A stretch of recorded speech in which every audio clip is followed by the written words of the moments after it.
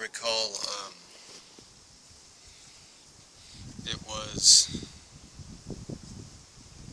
back in the time when I was a firefighter with Pelican Bay Fire Department. I was a fireman. I was 20, and I used to spend a lot of time in my parents' garage. I had a radio out there, a stereo, and I could turn it up really loud. 20-year-olds do that. Had some big speakers out there. And I turned off the radio one night, and I was just sitting on the couch, and I heard the most god-awful explosion you could ever hear. A sonic boom that shook the walls of the garage. A thunderous boom. I mean, a sound. The paneling on the walls vibrated from this. Being a volunteer fireman, we have training, and I had experience, and I knew this could be something very serious. Then I went running to the fire department as fast as I could, which was just across the street, across the field from where I lived. And immediately, all the other firemen were there. They'd been there for some other reason, having a shindig, meeting, whatever. They usually hung around that fire station. They didn't have homes. They didn't have lives.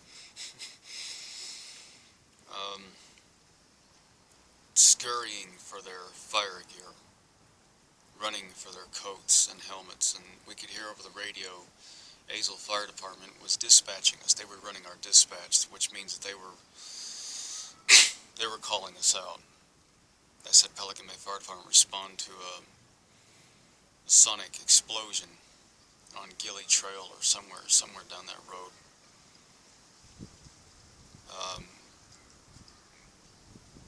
And Gary and my captain Frank Clark, I crawled in the truck with him, Cliff Clark, Wayne, Sean, a bunch of us all got in trucks and took off. Troy. We went down expecting to see one of the propane tanks, because in Texas everybody has butane and propane tanks, if you know what I'm talking about. They sit above ground, and the worst fear we thought was we're going to go down there and see this half a trailer gone in a propane tank. We got down there, and there was 1,000 witnesses all looking up in the sky doing that number. All out in the street, and we drove up and down that street, and everybody kept saying that there was nothing exploded in any home or propane tank, thank God. But we then begin to hear these accounts from witnesses saying they saw a large orange fireball that was seen in the sky. The sky lit up bright orange. It was nighttime this explosion happened, about 9 o'clock, 10 o'clock at night. And I think it was in 1992, November, early November. I'm thinking October. I'm thinking November. And they said the sky just lit up bright orange. One of the witnesses said he saw what looked like an F-16 interceptor, an F-16 fighter, chasing an orange ball that was huge. He claims, though the guy drank a lot, he claims he saw something leave the F-16, like a missile or air-to-air tomahawk, one of those air-to-air tomahawks or some missile. It was all silent. He didn't even hear the F-16, the afterburner or anything, until this glow, this little ball of light from the F-16, like a missile, hits the orange ball. And then the next thing he knows,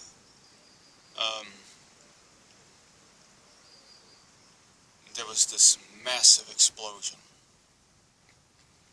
and light, and he said it blew him and his lawn chair down, and it cracked the windows of his trailer, and car alarms going off all up and down that street.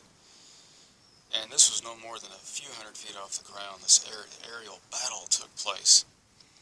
According to this man, he said the next thing witnesses then said they saw the F-16 banking at a U-turn at high speed and hauling ass out of the area. And then they hear the afterburner, the roar, and it's taken off at high speed. Some witnesses claim the orange ball came down somewhere outside Pelican Bay in a forest.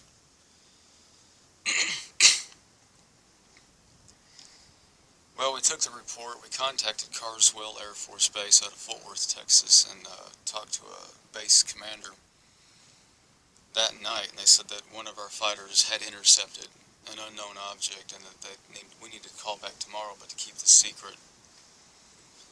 I didn't talk to them on the phone. I wasn't a fire officer. My chief did that, Gary Trujillo. As I recall, Frank Clark, who's now passed away, also spoke to the base commander. And Frank was a good man. I loved him like a dad.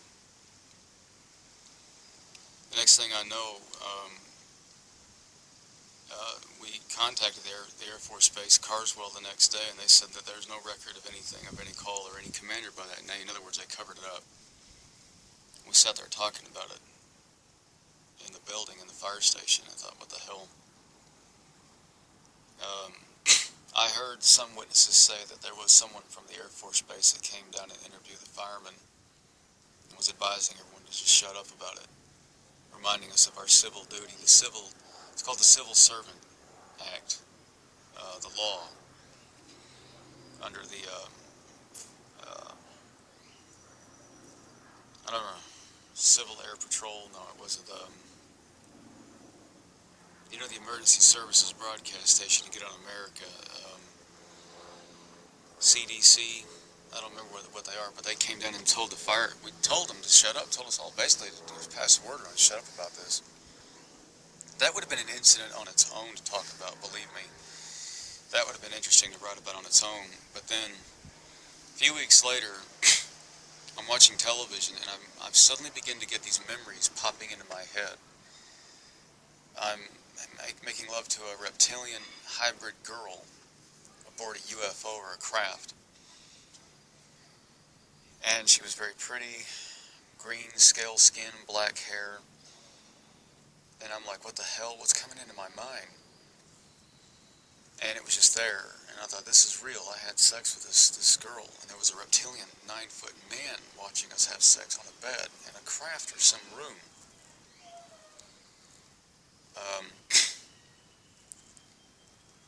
Next thing I know, within a few hours, the phone rings. And there's a little voice in the phone, a girl.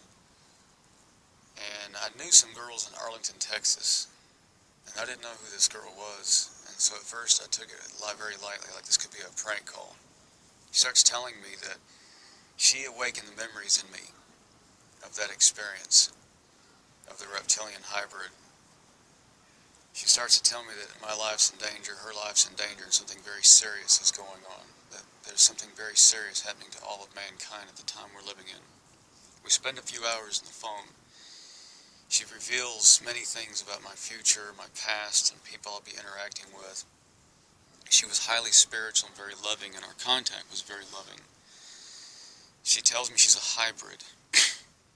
She spoke of underground subterranean bases on the planet Earth, hundreds of miles of caverns where many of her kind and what we call greys are living and working. That she was in the custody of the U.S. Air Force, and that she had been involving herself with me through contact exchanges with her, but my memories were not there to remember this. And that she had awakened enough memory in me so that I would remember at least this much.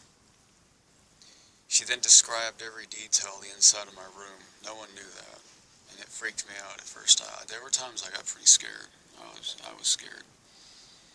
I kept trying to apply my own religious ideas to it. What has Jesus Christ got to do with all this? And she's like, I'm not going to go any further with this. I'm not here to talk about your religious beliefs. And if you're scared, I'll go. And I said, no, I want you. I feel love with you. And we carried on, and we spoke. And she said, I know this is hard on you, but there is no time. There is no time. She said, this is it. This is it. This is a very, very pressing time. She then said that my future was involving what I've been doing with the ET Hybrids, the Assassini-like page on Facebook, that I'd be a part of that movement in the future and probably even help start it. She sounded very sad at times and remorseful, as if her life was coming to an end. That they were going to be bringing her to me, but she said that she wouldn't be used as a weapon to scare me. That they're all about love, that they love mankind, and contact will eventually happen.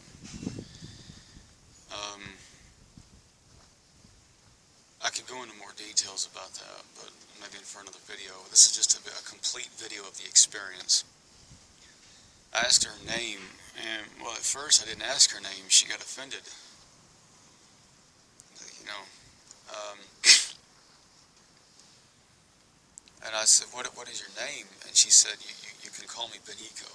She said, because we don't have names, we don't use names, we don't have language, the spoken language is all telepathic. I was pretty freaked out by this, to be honest, overwhelmed, but I loved her very much, and she was loving me. She was very sad.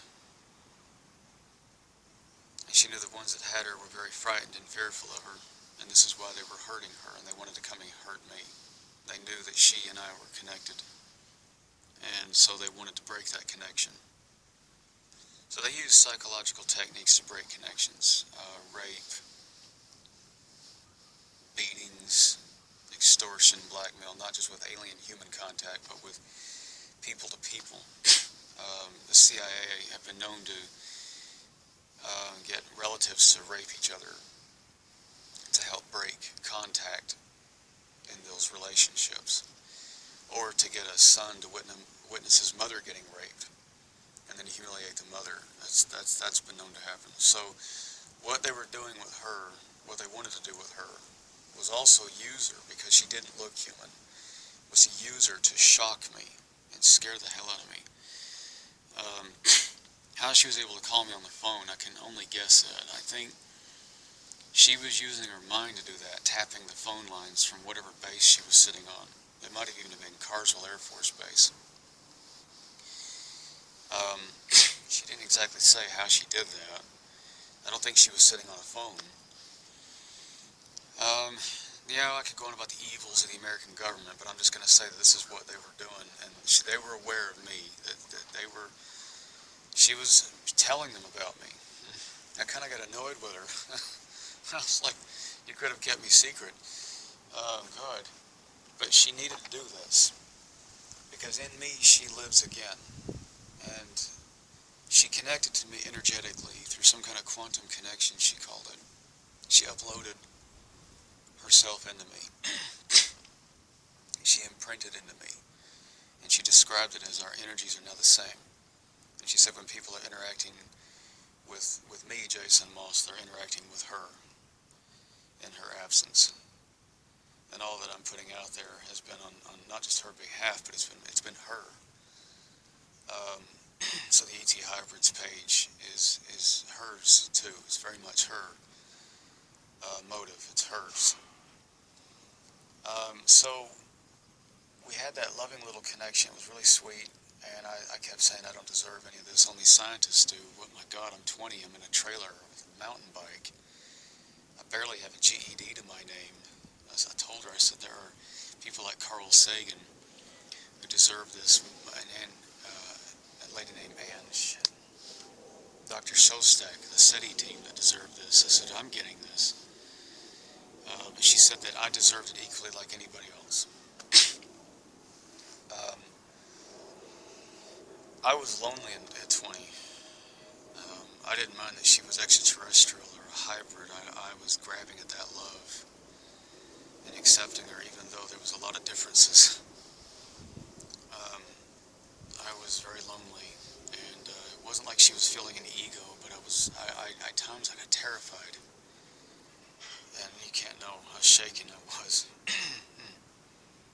But then she comforted me. That love brought me back, kept bringing me back, and I was feeling that love again, that love. I absolutely know without doubt that she was harmless, and all of them are harmless. I know that. So, a few nights later, I'm in my front yard listening to my headset, because I used to stay up late and just walk around the property there. It was like an acre and a half property, my parents' property in Pelican Bay. And there was a 3-foot high chain link fence going around the property, kind of like that fence. And about 8 or 9 of these SUV vehicles, or black tent glass vehicles, arrive into the courtyard, and soldiers start getting out. I'd been in the Army National Guard, and I thought I had screwed up my paperwork somehow, and they were coming to arrest me. And this tall blonde soldier gets out. And she very professionally, I said, "Who are you? Is this about the Army National Guard? What the hell? Do you need to send so many people to come and get me? What I do wrong?" And she said, "I'm not going to answer your questions. Stay where you are." And then when she was ready, she says, "Step out of the property and I'll answer your questions." And I stepped out of the property. I felt like my legs are going to collapse underneath me. Suddenly, over the fence, I see soldiers jumping into my parents' property. They're taking up position all over around me. And they've got M16s, assault rifles, black camouflage, and they're wearing what looks like Navy camouflage too, like naval intelligence. Somewhere, I think it could have been Air Force. They might have been from Carswell, I don't know. And they sit in the property. There's Pelican Bay police officers parked down Pelican Drive North, where they've blocked off the road. And now the courtyard is full of a row of black tent glass Range Rovers all the way down. And one of the vehicles, the door opens up, and this little, what I describe, what looked like a Muppet. At first it looked like someone had got Jim Henson's Muppets from the Creature Shop. You know, like from the Dark Crystal. Like Jen or Kira from the Dark Crystal, like one of those little 4-foot tall. She was 4 foot tall with black hair, and at first glance it's just a little girl. And she was in some kind of a black outfit, and there was a patch on her shoulder, or on her chest, and it was it looked like the CDC patch, or National Defense. It was a triangle. I think it was blue, with a circle around it. And she gets out of this vehicle, and at first glance, and then I looked at the soldier, and nervously I laughed, and I made fun of her, and I says, "You guys need all this hardware for a little girl?" And she didn't say anything, and I looked again, and I noticed she has big eyes. She had pupils, she had whites, irises. And I felt like my legs were turning into jelly. I thought, oh shit. Everything I've seen on Oprah Winfrey was true. I thought, all this alien abduction stuff is true. Oh my God, I thought I was going to pass out into a dead faint. And she comes walking up to me, and I was trembling. And then I started to feel a loving connection with her. And I wanted very much to hug her. Well, then she walks right up to me. The blonde soldier starts to stop that. "What are you doing? What are you doing?" She's like that. And then she looks up at the blonde soldier, and I can hear her in my head. She says, "It's okay. It's all right." And I hugged her. I hugged Beniico. She came to about here on me. About like that. Very short. She had coarse hair. Very thick, coarse. And I kissed her on her hair and then on her forehead. Her skin was very hot. Not 98 Fahrenheit, I'd say 101, 102 Fahrenheit. Hot. Electrically hot. Her head was hot. And at first I thought, it's just because she has a large brain. She had a large head. thin arms, 4 fingers, only 4. She walked with her arms like this. She didn't walk with them down to her side, because her arms were long, and if she'd walked with them hanging down, they would have gone down past her knees.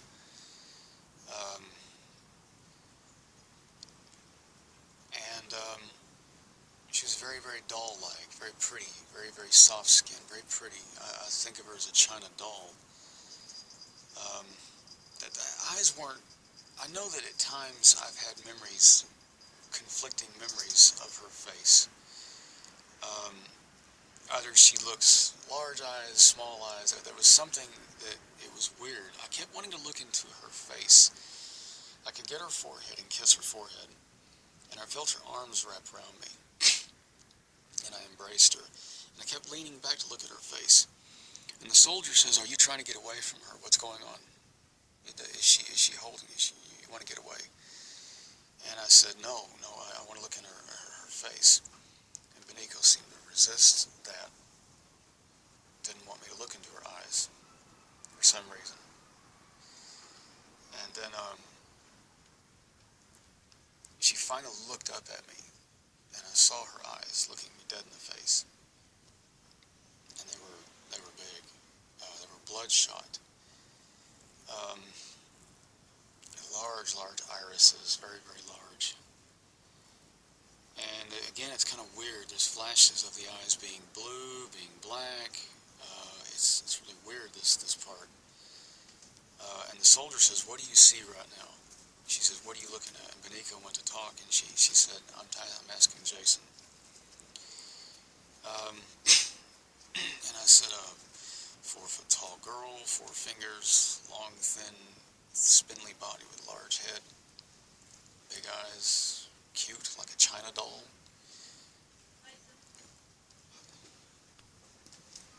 And I said, "What do you see?" The soldier didn't answer me. And I stood there. We held each other.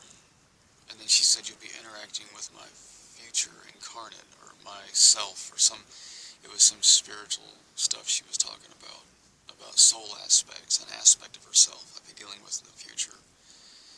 I didn't quite understand all of it. And then she said something about meeting again. And then she said something about forgiving them. They're doing this out of fear.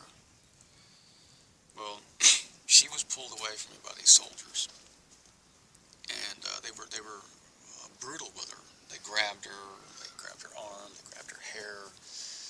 She cried, and I started crying, and I said, "Leave her alone, you bastards." I said, "She's a person, she has feelings." And one of the men said, "Is this your girlfriend?" He goes, "What are you, sick?" And I said, "You son of a bitch, I'll kill you." And he says, This is your girlfriend?" He goes, "I'll do what I want to her. She's not a fucking human being." And they took a stun gun and stunned her. And she let out this awful cry. And she went out.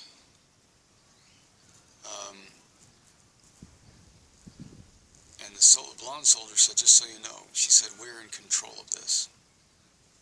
We can turn this on and turn it off at any time we want." She had, while they were hurting her, they kept hurting her and putting her head up towards me so she could see me, and then hurt her again. They were hitting her, and then they'd make her see me again.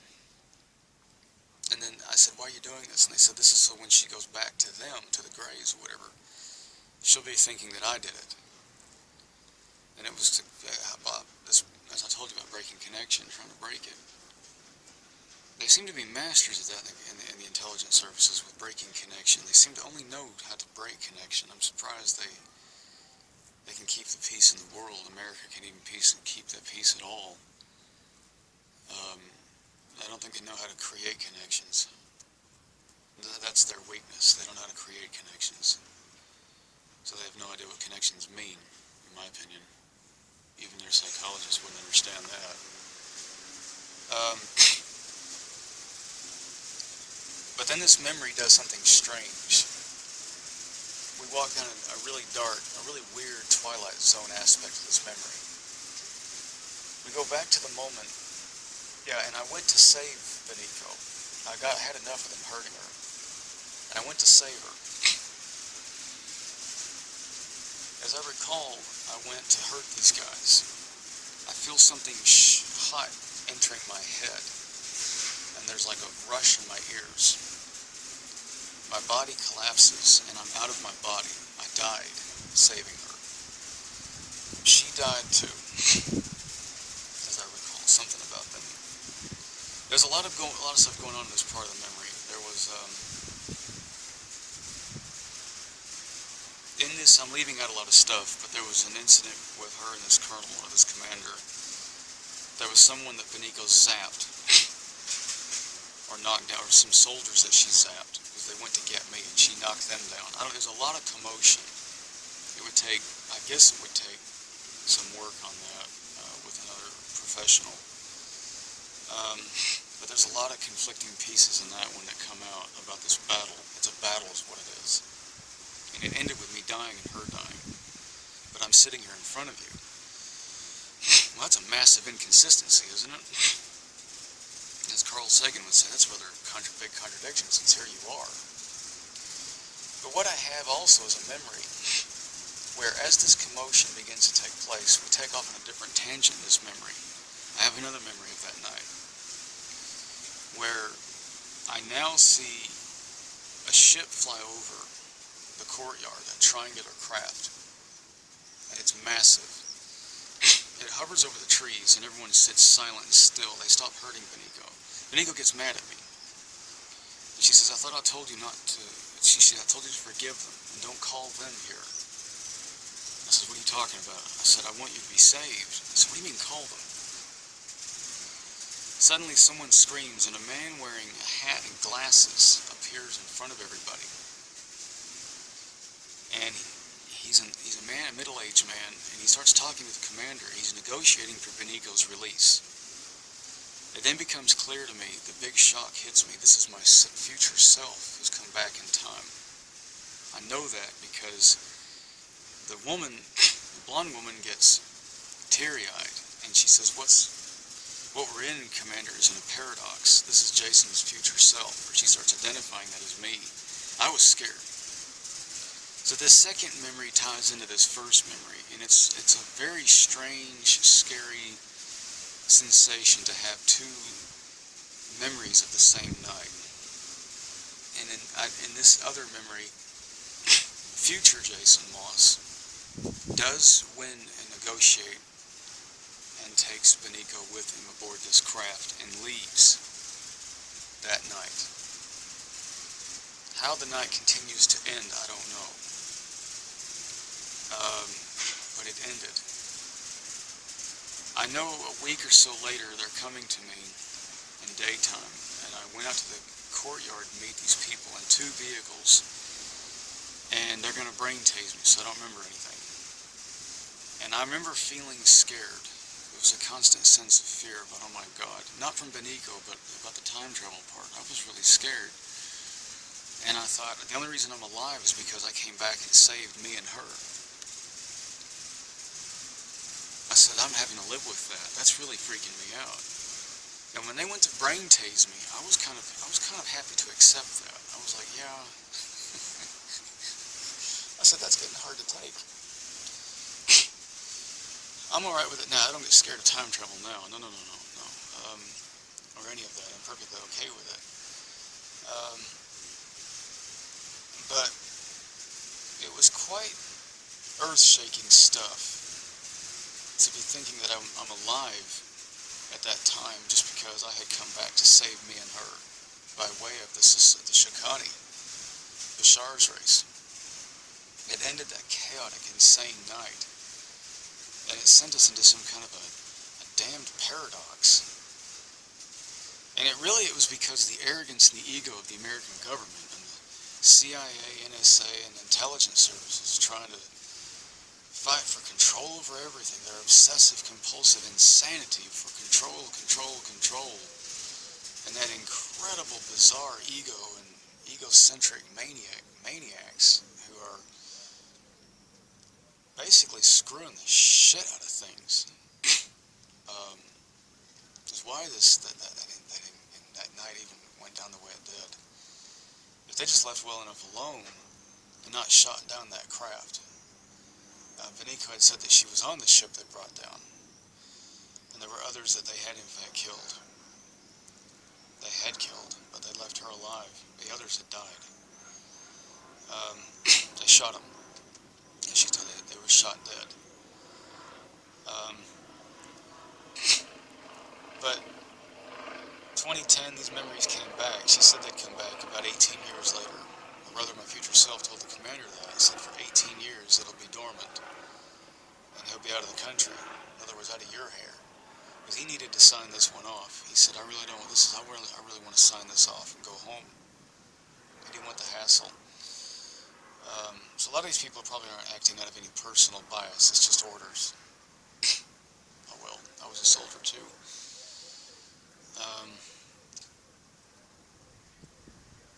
But it's weird to think that in their egocentric, arrogant insanity, that they were, it's not funny, but excuse my language, but they really want to fuck things up just because they want to keep control. I guess Beniico and I owe them a great deal of gratitude and thanks for their ego and bizarre mania, megalomania, American imperialism, arrogance, obsessive arrogance, bizarre amount of arrogance, and ego the size of the star, of the sun we orbit, you know, and their precious flag, their eagle, and all that I mean, I guess we owe them a lot of gratitude, me and her owe, because, I mean, they brought us together. Thank you. No hard feelings. We forgive you. I'm not mad at them. I feel sorry for those soldiers. My heart goes out to them. I really, truly feel sorry for these people. I do cry for them. I do. I feel a lot of pain for them. They're so lost. They are so lost. And many of them get brain tased to forget their experiences after those missions. They get used as pawns on a chessboard. Any of you are you watching this. Any of you are those people. We forgive you. This isn't my experience. It's your experience. And I welcome you and comfort you into my life. Come forward. I welcome you peacefully, my friends. I love you. Family. We're all equal together. We forgive you. We love you.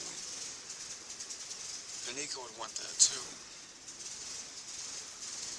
And come forward collectively. You're not enemies, and we're not victims.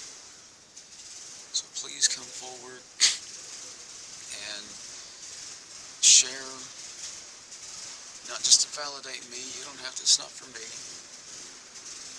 but this is your experience too. You might even have some insight to this that I don't have. You might have seen something that I don't remember. You're more than welcome to say whatever you want and bring it out there and say it, and I'd be more than happy to hear you. I love you all. I just feel so sorry for all of you. I do. I really do.